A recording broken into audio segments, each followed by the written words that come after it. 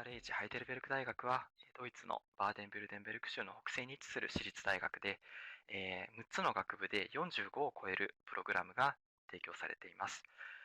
例えば経営学であったり、心理学、建築学、コンピューターサイエンスといった分野はもちろんなんですけれども、幼児教育とか音楽セラピー、あとはゲーム開発といった幅広い専攻が可能になっています。またそのうちの約4分の1のプログラムがですね、英語で提供されています。本日は SRH ハイデルベルク大学のインターナショナルオフィスでインターナショナルマーケティングと人事のマネージャーをされているステファニー・ファーラーさんにお話を伺います。ファーラーさん自身も昔に留学生として SRH ハイデルベルク大学で国際ビジネスの学士課程で学んでいらっしゃったとのことですので、なんかこう学生目線からのお話ももしかしたら聞けるのではないかなというふうに思っております。なお、プレゼンの途中であってもですね、この右側の方の、チャットボックスの方に随時皆様からの質問を受け付けております。英語とか、またドイツ語でもいいですので、この右側のチャットボックスの方に質問をどんどんと書き込んでください。また説明会の途中で何度か画面にアンケートが登場しますので、それもちょっとクリックをしてご参加いただけますと幸いです。So, good morning, Stephanie. Thank you for joining us today. Now I have introduced you in Japanese to our participants. So may I ask you to introduce yourself in English and you can start your presentation. So now you have the floor. Thank you so much. I'm very excited to be here, and I'm so appreciative of the colleagues at the DAAD Japan Regional Office in Tokyo. Thank you so much for having me here today to speak with your students. I'm here, as Yoshi said, to tell you about SRH Hochschule Heidelberg, or SRH University of Applied Sciences Heidelberg. And to tell you a little bit more about our university, studying in Germany, and our beautiful city of Heidelberg. So, as I understood from my limited Japanese, I am to understand that I was introduced as the International Marketing and Recruitment Manager at the university, and I work in the international office, also helping students once they're at our university with their day-to-day needs and also organizing events. I am an American, and I'm also an alumna of SRH University Heidelberg. I graduated 2 years ago from the International Business Bachelor Program. I must say that I'm very proud to be here with the DAAD today because I am a 2-time DAAD scholarship winner. So thank you so much for the support during my own studies. So it's a pleasure to be back here working with you guys now that I've graduated. I'm also an Erasmus Plus scholarship winner. That means I won funding and support to do a semester abroad at the University of Economics in Poznan, Poland. So I got to experience not only coming to Germany as an international student, but then also going to a third country during my studies, which is something we encourage all of the students to do.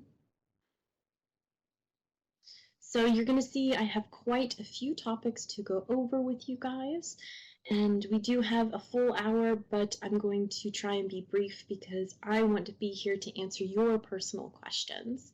So I'll touch on all of these subjects, and afterward, if you have any questions about the university, you are highly welcome to send us an email, send us a WhatsApp message, or write us on social media with your questions. So a little bit about Germany, just in case this is the first German university that you've been looking at. You're probably considering Germany because it has a reputation of having a quality education, which is quite respected worldwide. I know certainly from my reading material on the education system in Japan that Japanese employers also highly value having not only a German education, but also having knowledge of German people, German culture, German business culture. So this would be a big benefit for you, whether you decide you like Germany and you want to stay like I did, or maybe you want to go back home to Japan after your studies. It's a very safe and welcoming, not only city, but country. The Germans are very open and they are very used to international students coming. Every year they're getting more and more students from abroad who are coming, and Heidelberg is one of the oldest universities in Europe. It is the oldest in Germany city, so there is a long history of welcoming international students. So you definitely won't be alone. Germany has a very strong economy. Even today, even with all the disruptions that we've all gone through with Corona, Germany is still number 4 in the world and up and running. And beyond that, the cost of living is fairly affordable. So there's a lot of benefits for you as a non-EU student or graduate. With your visa, you can work, and to be honest, most of our master's students do work during their studies. We have the benefit that Heidelberg is located in the largest technology cluster in Europe, so they like to work with students during their studies. So if you're interested in working, you can definitely make that happen as a student at our university. After you graduate, like I said, if you decide you like Germany and you want to stay, you can get an 18-month job searching visa, and after 2 years you can apply for your permanent residence once you have had your job for 2 years after you graduate. So I did actually have a couple of questions for you because I wanted to get to know you guys a little bit better. So there's a few trivia questions that I would love for you guys to answer.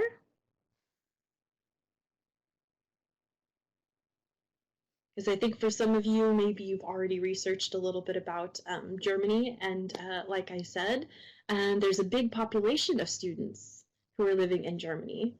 But specifically in Heidelberg, what percent of the population in Heidelberg are students?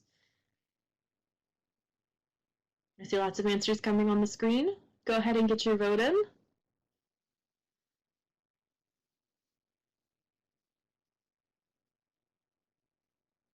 We have 10%, 15%, 20%, or 25%.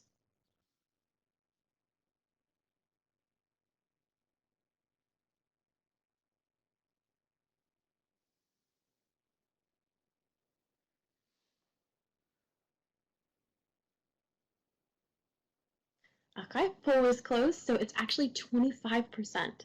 So 1 in every 4 people in Heidelberg is a student.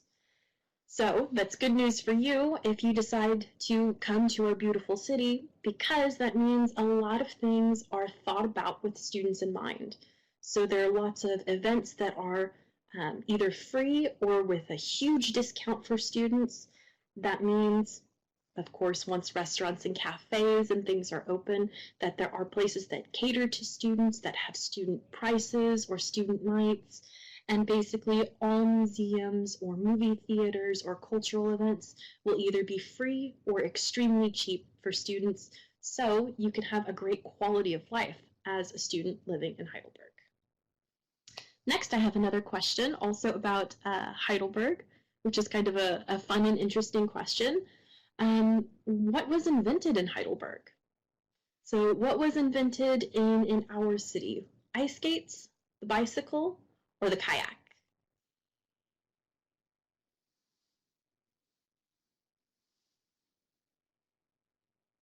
You see, we've got some answers coming in on the screen already.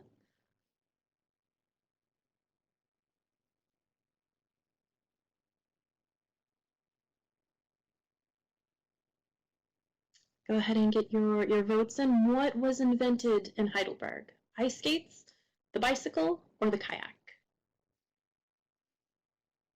Okay, so it's interesting. Most people think that the kayak was invented, and that's probably because Heidelberg does have a beautiful river that runs through it. You can see the picture is from our bridge.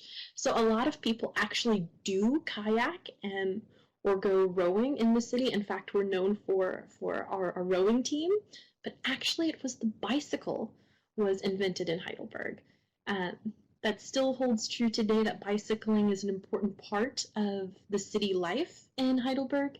Basically, you can get everywhere by bicycle from end to end of our city. It's probably around 20 to 25 minutes, depending how fit you are. So keep in mind as a student, if you want to stay healthy and get a little exercise in during your studies, take your bicycle with you everywhere because everyone in Heidelberg will bicycle.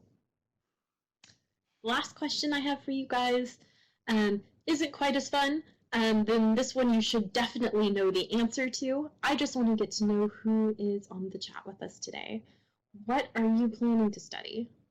Business and economics, like myself, technology and engineering, computer science or data analytics, or therapy? And the reason why I'm asking is because these are the courses that we are offering in English at our university.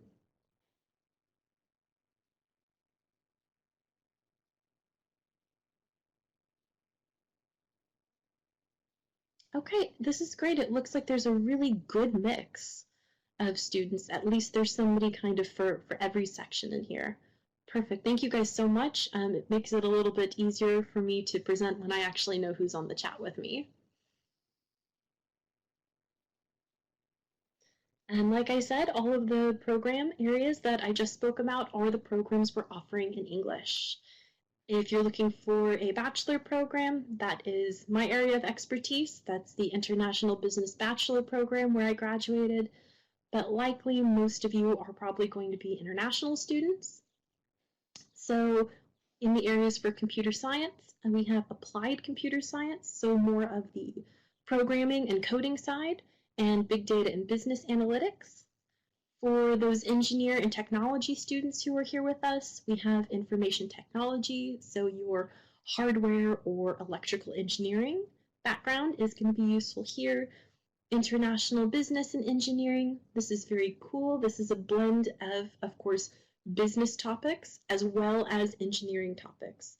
So students from any area of engineering are welcome to apply specifically to this, and you can get the business skills as well as engineering skills here, which is very useful as we are in the largest technology cluster in Europe. So it's useful to have a little bit of business as well as engineering. We're also having a new program, water technology, and this is a really cool and interesting program. It's very innovative, and it's getting looked at a lot by our partner universities because this is kind of a new area, but a very popular area to be going in right now as far as water conservation, water filtration, these kinds of topics is what you'd study in here.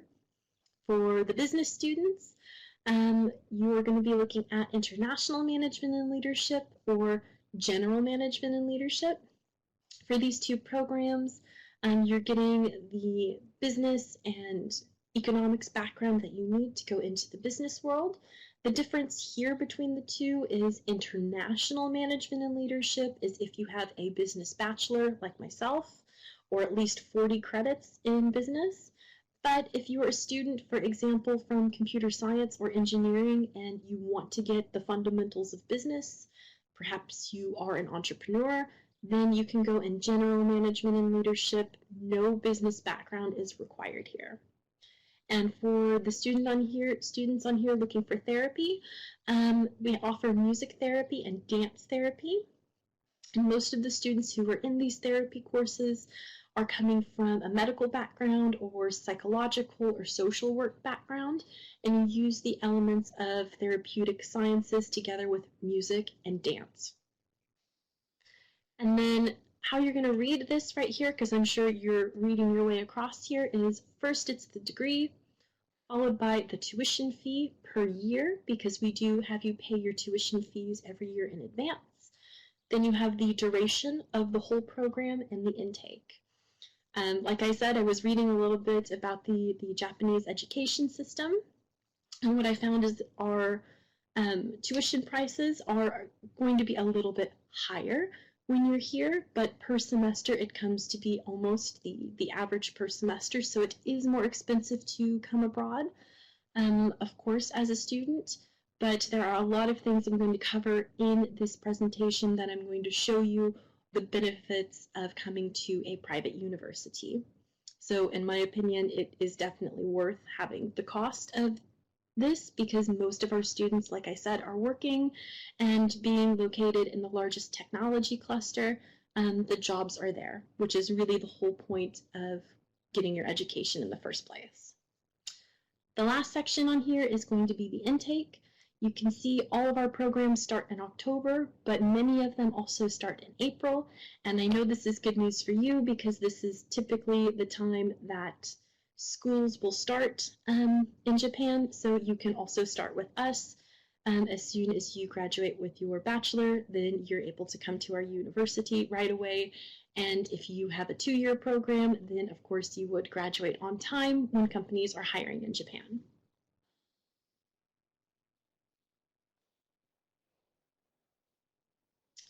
So taking a closer look at our university, here you can see that we are around 3,500 students at the university, and over 700 of them are international, so we do have quite a big group of international students.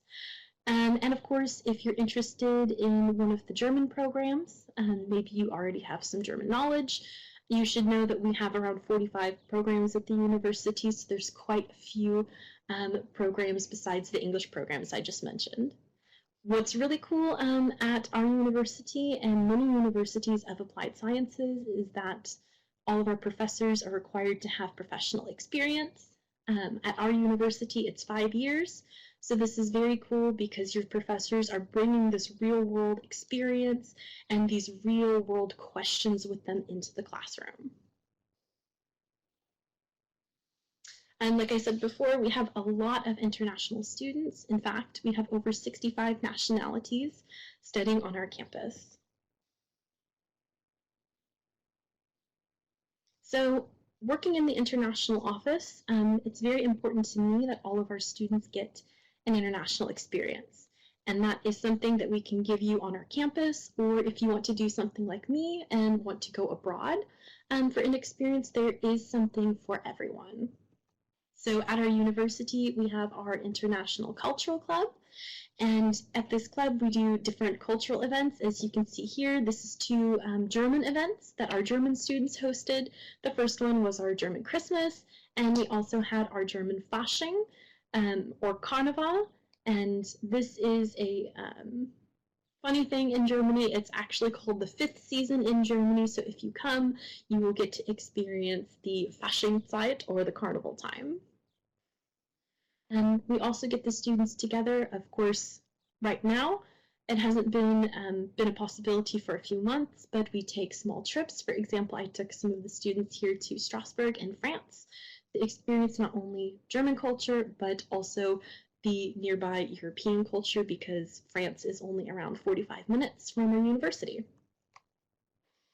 And one thing we love doing every year is our International Week, which is a special time for us. We invite over 300 international students and guest professors from our partner universities around the world, and they come for a week of courses and social activities at our university. And being a student, we highly encourage you to get involved in all of these different areas. And as I said before, exchange opportunities, this is something that everyone can have a chance to do, really no matter what study program you're in. For the business programs, you do have a semester abroad that's integrated into your study program, so you can take that option to go for 6 months to a partner university around the world. If it's not possible to take a semester abroad, we encourage our students to either do an internship or especially your thesis abroad. For all of these different things, the semester, internship, or thesis, there are lots of funding opportunities. It's very important in Germany that all students have the opportunity to go abroad, and for some people, finances can be something that stops them from getting that experience. So keep in mind that if you want that experience, there is funding for you. So just come see me or my colleagues in the international office, and we'll help get you guys started. To get to know other international students, you can join our International Cultural Club. Once you have lived in Heidelberg for a while, you can volunteer to be a buddy for a new incoming student and pass on your knowledge to them. You can get to know other students or learn German in our free language courses. Usually we have around 8 to 10 every semester that are offered. And you can also join a number of local international groups. Remember, I said 25% of the population of Heidelberg are students, while around 1 in 10 of those students is international. So keep in mind there are tons of international societies that you can get involved in all around the city. And here, just for a visual, you guys can see where we have our partner universities around the world. And if there is a country on here or a specific university that you would be interested that we don't yet have a partnership with, you could always connect with us in the international office or at your faculty and let us know where you're interested in going, and we can look at what the possibilities are. Next, I'm going to tell you guys about the core principle, because when you're thinking about where to study or what to study, a lot of times what I see students forgetting is how they're going to study. How are you going to actually learn the material? Well, we teach according to what is called the core principle, and this is our activated teaching and learning method. So what does this mean? It means you cannot only be physically present for your courses. You actually have to be involved and take ownership of your own learning.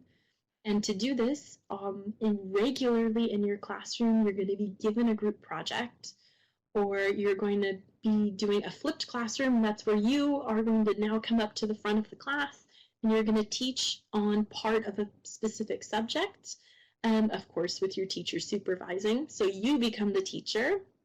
You can get involved in case studies. And what's very cool is project pitches with local companies. So these companies know us, have worked with us, and they come into the university with a specific question or a specific problem, and they give it as an assignment to a study program. And so you actually get to work on a real company project and pitch your ideas to them, and sometimes that results in internships or job offers, or they might even take your suggestion and implement it into their own company. So this is a great networking opportunity for you. So you can see that you really have to be involved in your learning here at the university, but I found it to be such a huge benefit when I went out into the workforce, because that means I was already used to meeting deadlines. I was already used to working in a team. You know, when you sit in your classroom all day and you write your exams, you are learning the material, but here you're living the material. So I feel like when our students graduate, they walk into their job basically already with a 1.5 or 2 years experience managing all of these projects. And also a big benefit for students is we teach in 5-week blocks, which means you will have 1 to 2 subjects that you take over 5 weeks. So in that first week, you're going to be getting an introduction to the program, and then over the next 4 weeks, you're going to be working on these different projects or flipped classrooms or project pitch ideas, and you're going to be working on them, and then you present them in that 5th week as your final exam. So for me, this was a huge benefit because there is no end of the semester exam stress, because every 5 weeks you're taking 1 or 2 exams, so you can really focus on the material. So here's some further characteristics of studying for you guys. Like I said, how you will learn is really important in the classroom. So to do these small group projects, you are working in a small classroom, usually around 20 to 25 people. This has turned out to be a huge benefit in Corona time because we are completely set up, so as soon as the government says we can teach in person at universities, we are ready. In fact, in 2020, we were able to teach for 8 months in person, and we are more than ready to welcome our students back into the classroom, and we have everything set up. So at a larger university, this might not be possible. You know, if you're in a classroom with 300 or 400 people, there's no way to do it safely. But at our university, you've got only 20 to 25 people, so we can find the space to set up the classroom for you guys safely. Working on all of these projects means you're also in close contact with your professors to help you learn the material, to understand the assignment, and I thought this was extremely beneficial when it came time to do this practical teaching and testing. When I had to present my case studies or present my project pitches, I found I wasn't as nervous because I had been working with my professor the whole time. So basically all I had to do was present the final product to them, but I knew the whole way that I had the support and I was on the right track. So all of these different characteristics of studying and the core principle has resulted in around 92% of our students graduating successfully. And by that, I mean graduating on time. So if the program is 2 years, they graduate at 2 years. And the average in Germany is actually around 60%. You might think, looking at this, oh, it's because it's a private university, you're paying for your degree there, so of course more students graduate because it's easier. I can absolutely tell you without a doubt, I have attended university in 4 different countries, that it is not because it's easier. In fact, it is much harder, I think, because you are doing all of these different projects and you have a lot going on and meeting your deadlines. But it's because you're working in those teams and supporting each other, and it's because you have this contact with your professors guiding you the whole time that allows our students to graduate successfully. And of course, education didn't stop in 2020, at least at our university. We immediately went online as soon as we needed to and had completely uninterrupted studies for our students. So we had quite good results in 2020. Firstly, I'd like to share with you the multi-rank, and this is a ranking that's given by the EU Commission, so the EU as a whole, and the Erasmus Plus program. This is a European exchange program. We actually received top rankings for international orientation. That's what my colleagues and myself and our student helpers do in the international office. This is the welcome that the students get when they come to Germany and the support that you get starting your studies and living in your new home. We also got top rankings in regional engagement. So that means these project pitches that the companies are giving to us means that we are really highly involved with these local industries around us. So we received top rankings here as well. The second ranking on here, this is the CHE. This is the largest university ranking in Germany, over 300 universities. And every year they take different faculties or different areas of study. So in 2020, the areas were business, and we received very high marks in a number of our business programs, and this had to do with our support services. And again, these exams. I can't say enough good things about how the exams are set up and how well all of these industries around us are really reacting to this core principle that we're teaching by. So you can see our beautiful campus in Heidelberg here. This is an aerial view of our iconic blue tower. We are one of the oldest and largest private universities in all of Germany. So besides our teaching method, we also have a long history of producing students, and with the teaching method, a history of producing highly qualified students. So we are very well known in Germany and especially very well known in the region. Like I said, those classrooms are completely set up to welcome the students back as soon as possible, and we are very, very excited for that. And the location of the university is actually really good. So we're around 15 minutes from the city center or 10 minutes from the train station. So not only are you going to be able to hopefully come back to class soon, but you're also going to be able to experience the city really easily no matter what, because you can get around on those bicycles where the prototype was invented in Heidelberg, and you're going to be able to do all of these things like hiking, hopefully when you guys come and visit us. You can see a map of our university here. It is set up a little different than traditional German universities because we have a campus all in one place. You can see located on the beautiful Neckar River, which runs right by our campus here. So you have everything to live and learn in one place, including a cafeteria, library, or gym, as well as your classrooms. You can see on the right-hand side, we do also offer on-campus accommodation. This is something that's extremely rare, not only in Germany, but in Europe. So you can rest assured that you have a place to go and you have the support of the university as soon as you arrive in Germany. So for our on-campus accommodation, we have something for everyone to fit your desires and to fit your budget. It runs from around 230 euros up to 560 euros, depending if you want a single room or double room. If you want your own private bathroom, you can kind of mix and match it as you like.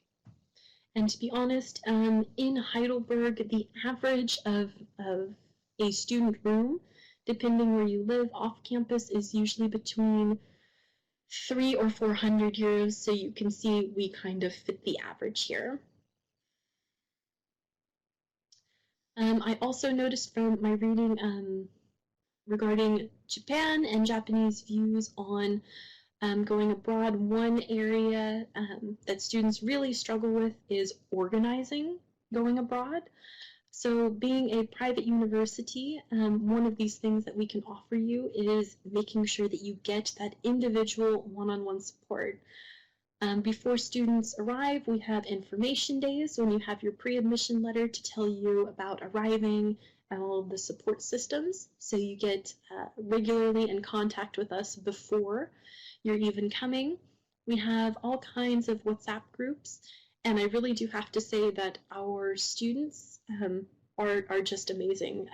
The student culture at our university is fantastic because a lot of the students really genuinely want to be involved and care about their fellow students. So not only do we have, students who are working with us in the international office, but you also have a ton of seniors at the university. Hi, I'm so sorry. My internet cut out just for a minute. I'm so sorry. I think I just got to the personal support for each student who's traveling. This is something, again, being a private university that we take very seriously, is supporting the students, especially during COVID. So you can be assured that if you would come to our university, that we're in contact one-on-one with you, providing you the latest travel information and also quarantine support.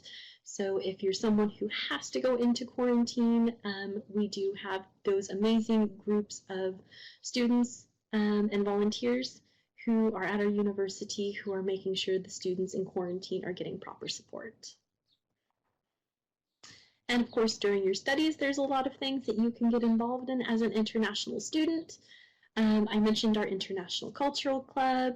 You can take part in those free language courses that we offer at the university, and there's also a number of extra courses that you can take at the university as well. I like to think of our general studies courses like a way for you to customize your studies, because you can take these additional courses and earn credits and certificates, and take courses in things like communication, digital skills, LinkedIn, Microsoft Excel, basically anything outside of your study program that you want to learn. You can request it, and we try and make that possible for you to learn everything during your time with us that you're interested in. Also, being a private university, one thing we offer is a career center, and this is a team that's completely devoted to you individually, so they can do things like train you for interviewing, or they can check your CV. Maybe you're not sure what a German CV would look like, and they can sit down with you one-on-one and go over your options together. At the university, we do have entrance criteria for all of our students that varies depending on the program. Of course, if you're going into computer science, you need certain programming languages, but this right here is the basic requirements. You do have to prove your English or German if you go into one of those programs. If you're going into an English program, if your bachelor happened to be taken 100% in English, we won't require any additional testing. But if you have not taken your previous studies in English, then we would also be asking you to take one of the online programs that you can see here. If you're in your final semester, you can go ahead and apply with us, and we can give you a provisional enrollment while we're waiting for your final grades. We do look for students around a 2.5 German standard for our applicants. Of course, if it's a little bit lower and maybe you have some work history already behind you, then we would also take that into consideration, but it's not required. And finally, if you're a bachelor student, we do have ways for you to enter into the university. I know that in Germany, a bachelor program is usually quite difficult because students require a preparation year. However, if you have an international baccalaureate or possibly a dual degree with the US or the UK, then we can go ahead and take a look at those for you to see if you qualify. But of course, if you have questions about bachelor studies in Germany, just get in touch with the DAAD. The admission process is quite simple. Basically, everything's going to be done online for you. And as soon as you pay that first year of tuition fee, like I said, that's when you're going to get your acceptance letter, and that's what you use for the visa process. So it's fairly straightforward, and from start to finish, once your application is submitted, I would say it takes around 3 to 4 weeks for you to get the whole way through this process. And of course, this is the last topic that I have for you guys because I'd like to get to your questions. Funding is always a big question and something you should definitely look into early. First and foremost on here, I can't recommend the DAAD highly enough, being a 2-time winner myself. Take a look at their offers there because they are the largest scholarship provider in the world, and they have scholarships that can be based on your program or based on your nationality, and there's some based on financial need. At our university, you can apply for the Deutschlandstipendium, which is the Germany scholarship. It's going to be opening in the summer this year, I think around June 15th, and it's open to all students and all programs. If you're somebody who wants to do a study semester, internship, or thesis abroad, then you can contact us in the international office or your faculty and learn about those funding options that we have for you. And finally, we also have a STIPET scholarship, and again, this is funded by the DAAD, so thank you very much for this. The STIPET scholarship is given to our students who are in the last 6 months of their studies. We base this on their academics. And then we also have students who are highly involved, like I said, those volunteers for quarantine or those buddies who are welcoming new students when they arrive. These guys are also receiving scholarships for international commitment for their services. So this brings me to the end of the presentation, and I do see there is a lot of questions here, so I'm excited to get to it. And you may want to also write this down or take a screenshot if you like, or you can, of course, download this presentation. I will get it to the DAAD right after our presentation today, but you can always get in touch with us. We are here to answer your individual questions. Just write the admission team here, or you can send them a WhatsApp. And one thing we can also offer you is if you're curious to talk to a student, who is currently in the program, we can connect you with them. We have student ambassadors for every English program. So I want to say thank you guys so much for your attention today, and I would really like to start answering all of these questions you have. Yeah, thank you so much, Stephanie, for the presentation, which was very informative. Yes, we have received very many questions. Would you like to answer maybe from top to bottom? Absolutely, absolutely. So the first one that came in here is, in the future, will there be more bachelor programs offered in English? This is a very interesting question, and I would like to say that it kind of depends. We would like to. However, if you recall just a few slides ago that I was saying in Germany, the entrance into university is sometimes kind of tricky because most students I know from the US, and I believe also from Japan, they do require this 1 year of Studienkolleg, or like a preparation year. And in Germany, this is tied to your state. So you have to take this preparation year in your state to go to a university in your state. And the state of Baden-Württemberg, where we are located, they don't offer any of these options in English for students. So for us to do something like this successfully, that means we would need to also offer this preparation year as well as the bachelor program. So it's kind of like the chicken and the egg here. You know, do we offer the preparation year first and additional bachelor programs? So it's something we have talked about for a very long time, and we would like to start offering more bachelor programs. I think that it's in progress, if I'm going to be honest, because it's something we talked about a lot, and then of course COVID 2020 happened, so it was not priority, but these talks are starting to happen again. So I think, yes, something will be coming, I hope, within the next year or two, I hope. The next question is, what kinds of jobs are available for international students to support their living expenses? It should be said that in Heidelberg, a lot of the students are working at the master level, and they're usually working with a company, or they're doing something like working in the city at like a cafe or a restaurant. That's something that I did during my studies. So there's a lot of different things that are available.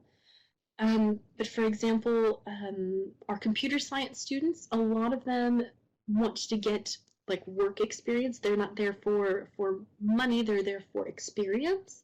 So they're working with places like SAP.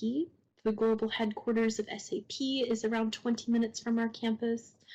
Some of our students who are working, for example, in big data, I know one of them is working with a paper company, actually in Munich, and he's working remotely. And within the area that we're living, being the largest technology cluster, there's so many different companies that people are working with.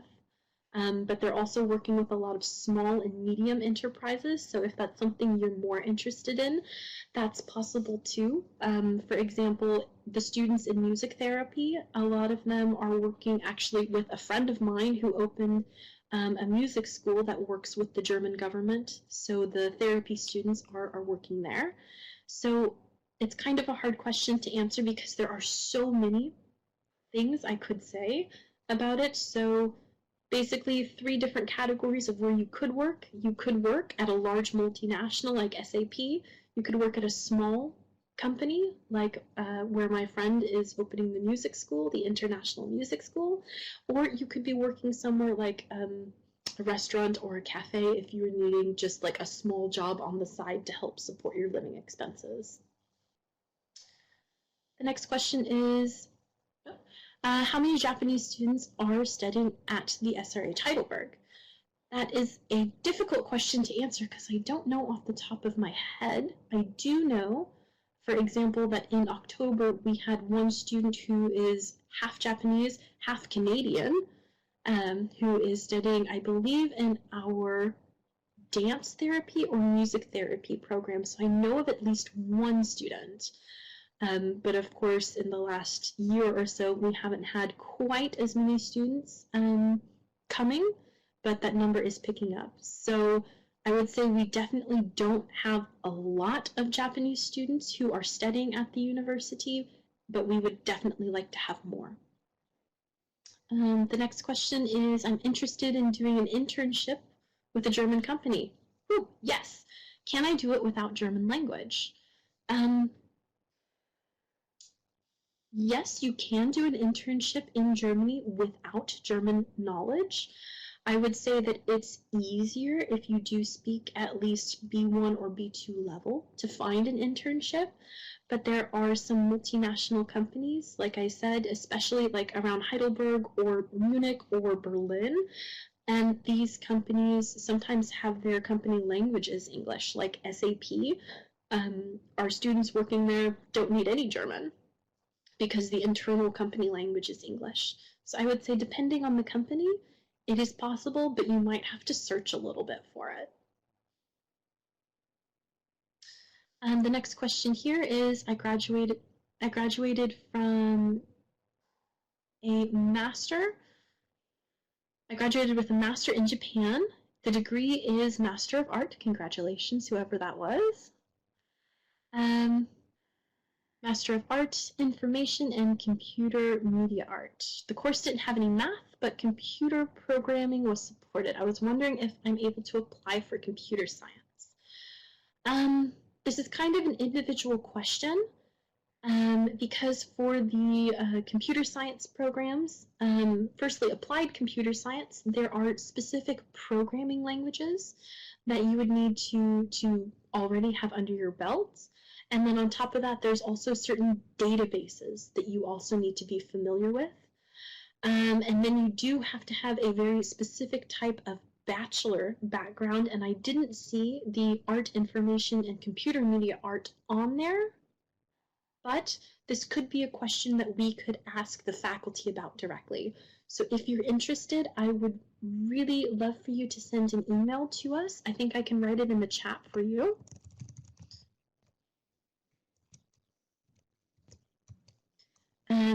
You might want to send an email to us asking this specific question, and then we can get in touch with your faculty and ask them directly for you, because this is such a specific question. I really want to talk to your faculty first. The next question is, I'm willing to study supply chain management at the master level. Is general management and leadership covering it? Supply chain management, I believe, is covered in most programs. I would say most business or economics courses are going to cover it. But if that's something that you specifically want to study, you really want to study supply chain management, we do have a sister university called SRH. It's located in Hamm, so not in the city of Heidelberg. It's located a little bit more north toward the Netherlands, and they actually offer a supply chain management master degree. So if you're very interested in that program specifically, then I would say this is who you definitely want to talk to. I will write it in the chat. So that's SRH Hamm there. You can always check out their offer. But your general management and leadership course here, this is going to be a course that's basically going to cover all fundamentals of business. So yeah, you will talk about supply chain management, but not only supply chain management. You know, you're also going to be doing human resources, accounting, leadership courses, project management. So it doesn't go in depth. So if you want in depth on the subject, I would definitely recommend checking out SRH Hamm. Next question on here. I studied business, a business bachelor at a Japanese university. Can I apply for another faculty like therapy? Yes, a lot of times they will take into consideration students from other backgrounds, but in very special cases. So if you were applying with a business background to music therapy, then they would be looking for somebody who definitely has an affinity for music. Or if you went into the dance therapy, somebody with a background there. So I mean, that is a very, specific kind of question for them. If you don't have a background or an interest in music or dance, then it might not be the right field for you. They might not make that consideration. But if you're looking at business and you want to go into another field, you could consider therapy. If you like dance or music, you could also consider water technology. That was a course I really liked at our university, where you would be studying, water sustainability, water conservation, these kinds of things. And I think those are the areas that you would have to take a look if you didn't want to keep going with business. So I hope that would answer your question a little bit. It really would just depend on where your interests lie. The next question on here is, can you please tell us what kind of projects do companies give to students? That's an interesting question. It does depend on the class that you guys are in, what kind of a project you're going to be given. I know that there was a project that was given by Daimler-Benz or Mercedes-Benz. It was given to our engineering students. I had spoken with them about it, but to be honest, I forget exactly what kind of a project that they were working on directly with the students. I know that, for example, when I was in my school days, it wasn't a project pitch for the company, but I did have a company, I don't know if you know John Deere. This is one of the largest tractor and agricultural machinery producers in the world. And their European headquarters is close to our university, so their chief operations officer came to the university and taught us operations management, so that was really cool. He didn't give us a project with John Deere, but he gave us a project with a company, and basically we had to find a company or a store or a business in Heidelberg, and we had to go in there and find an operational problem that they were having and propose solutions on how to fix it. So, for example, some of the students took the idea of studying at like a parking garage and looking for the operational problems here. What's the problem with the payments? Is there enough parking spaces? Are the parking spaces big enough for people? Is there enough light in there? And then some other people took the company that they were working for, which is what I did. I worked in the city at a cafe, and so we always had a problem with our cooler for our drinks. We could never keep it full. So then I studied, how many drinks were sold there. I calculated how big the cooling tank was, and I proposed the best way for us to set up the drinks in the cooler. And my teacher actually wrote an email to my boss at the cafe and sent him my paper, and he really loved it and actually took my idea. So there's a lot of different things that you can do, but it's hard to say what projects exactly they're giving to the students right now. But I could ask around for you if you're interested. So someone is also wanting to know, does it make a difference graduating from a Hochschule or graduating from an Universität? So Hochschule, that's what we are. That's a University of Applied Sciences. And Universität, this is university. So these are two concepts in Germany, and where they differ, in my opinion, is the way that they teach is very, very different. And I do find that a Hochschule or a University of Applied Sciences fit me better because these universities are typically smaller than a traditional university. And they're very closely tied with the industries. And like I talked about, our classrooms are like around 20 people, and we have these project pitches, and we have these professionals like the COO, John Deere, coming into the classroom and teaching for us. So they work really closely with the industry, and they're a lot smaller. Whereas if you're going to Universität, these generally are bigger. You might have 300 or 400 people inside of your classrooms. And a lot of times the professors that you're learning from, they're academics or they're scholars or they have a research background, but they don't have the practical side a lot of times. So it really just depends on what you're studying. So if you're an engineer, a lot of times a Hochschule or University of Applied Sciences teaches this because an engineer really needs to be hands-on. Whereas if you're studying, for example, law or physics, then you're going to be learning that at a university because there is a lot of theory more involved in this. So when you graduate with these two different degrees, in Germany, it doesn't matter when they're taking a look at it because they know if you're somebody who's studying something practical, you went to a Hochschule. If you're studying something more theoretical, you went to a Universität. So it doesn't make a difference what kind of a degree that you have in your hand because they know universities offer specific programs and universities of applied sciences offer different programs. So I really don't think so, but I think in fact, depending on whatever field you graduate from, they value it themselves. Whereas, you know, an engineer with a university degree might be less appealing than an engineer with a University of Applied Sciences degree, just because of the way that they teach. So the next question is, when applying for a master course, can job experience compensate for the insufficiency of an academic background? So with us, so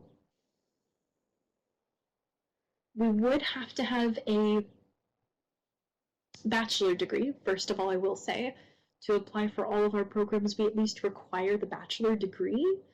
But sometimes some of your job experience can make up for other requirements. So no matter what, you have to have a bachelor degree. But for example, I have seen a student who applied for international management and leadership. And if you remember this course, I said this is for students who have a business background because they need a certain number of business credits, but this person had like 12 years of business experience. So those business credits were taken from their background, but they did have a university degree itself. And I think this was also kind of similar to the other question where the student had the business background but wanted to go into therapy. So you would still need that bachelor to apply, for example, for the therapy course. But if you were really involved with dancing, perhaps had other dancing certifications, then, you know, they might say you don't have to have the dance background in academics. Your dance knowledge or certification would be enough to go into the program. So it's a very theoretical question. And then the next question on here is, if I have difficulties getting a visa or bank account, do you support us?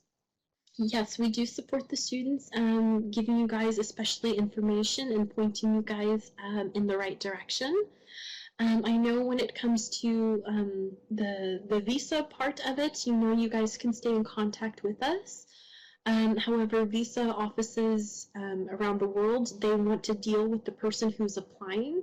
So you would have to do, you know, the application yourself and stay in contact with them yourself. Same thing with opening a bank account, but we would help you with, you know, finding where to go. We could tell you what documents you need to take with you. And we're always there to advise the students. So we do support you, but you would have to take on the work yourself, but just let us know how it's going and we will help you find solutions. Thank you, Stephanie. That was the last question. And yeah, it looks like we have run out of time. So I guess we can close the session. So yeah. Perfect. Thank you you guys so so much for all of your questions. Thank you. Yeah, thank you so much for taking part today. It was I very really do. informative. Yeah, thank you. Thank you. I know I'm already losing my voice a little bit. I've got my coffee, but I see that there's a lot of questions, and to me that says there's a lot of interest. So please, I can say this coming to Germany as an international student, please check out the DAAD's website, follow them on social media. They have the best information, the most accurate information for students. Those scholarships that they offer are worth looking into, so keep them in mind. No matter if you come to my university or not, if you're going to Germany, you have got to follow them and get up to date on the information that they can offer. And if you do have questions about us at the university, please do write us. We are here to support you, and like I said, I know that coming as an international student, it's hard to get yourself organized with this bank account and the visa, and it's so overwhelming, but we genuinely want to support our students, so please just stay in contact with us and we will help you get here. Thank you. はい、では皆様、時間となりましたので、本日はご参加いただきましてありがとうございます。たくさんの質問いただきまして本当にありがとうございました。何か質問がありましたら、今日ステファニーさんが、いろいろアドレス、URL、チャットの方に書き込んで、くださったと思いますので、ぜひそちらの方にご連絡いただければと思います。では、本日は、短い間ではありましたけれども、ご参加いただきましてどうもありがとうございました。